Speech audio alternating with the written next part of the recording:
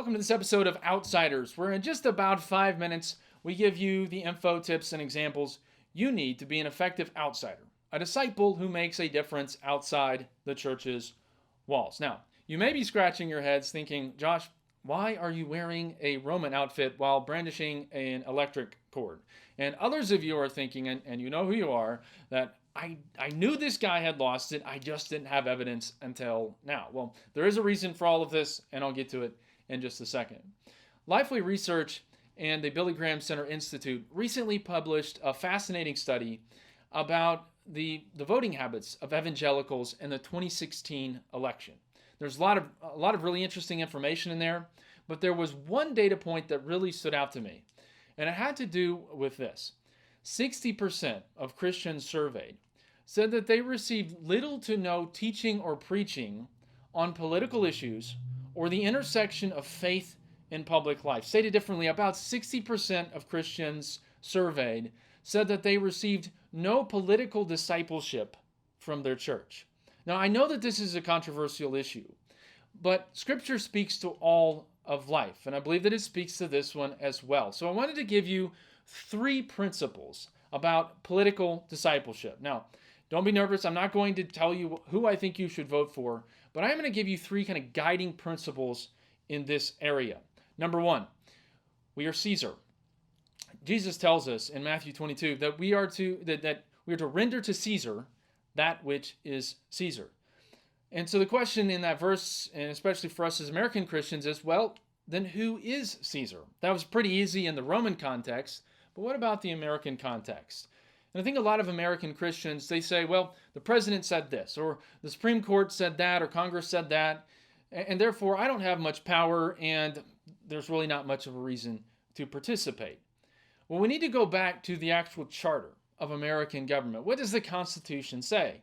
It says in its preamble, we the people of the United States, in order to form a more perfect union, do ordain and establish this Constitution. So in the American context, where does ultimate power reside? It resides with the people. So who is Caesar? Well, it's me, it's you, it's the people collectively. My constitutional law professor in law school had a great example for this. He would hold up a power cord and he'd say, Congress can't pass a law unless they can fit that law into a power source provided by the Constitution. Well, where does the electricity, the ultimate power for Congress come from? Well, it comes from the people. So, in the end of the day, we are Caesar.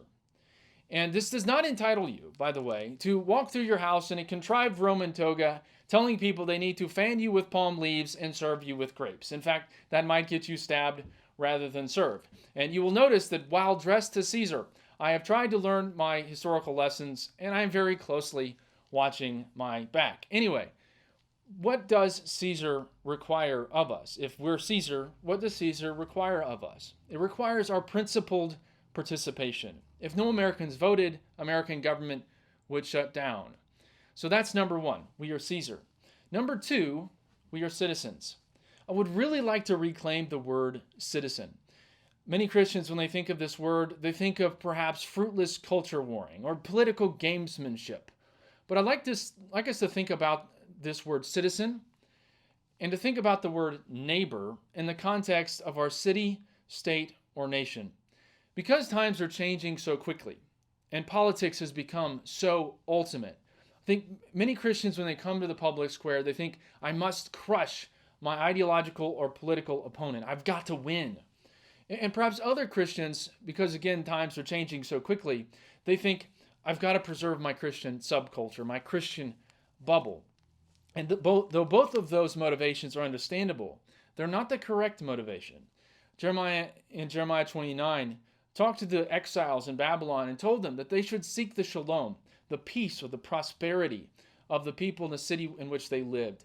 And so our motivation when we enter the public square should be very simple. It should be one of love for our neighbor, that we want to see them flourish. So when we come to the public square, we don't do so to crush our political opponents or to preserve our Christian subculture, but rather to seek the common good. That's number 2, we're citizens. Number 3, we're Christians. Jesus also said to render unto God that which is God's. Well, what does God require of us? He requires our worship, as well as our ultimate allegiance to Him and His principles. So what does that mean in the American system? It's important to realize that government is fairly morally neutral. Government's good at carrying out policy and punishing evil, but not at discerning what is evil or what is best. The American system relies upon its people to inform government of those things. I like to think of it this way. The American ship of state relies upon our moral compass for guidance.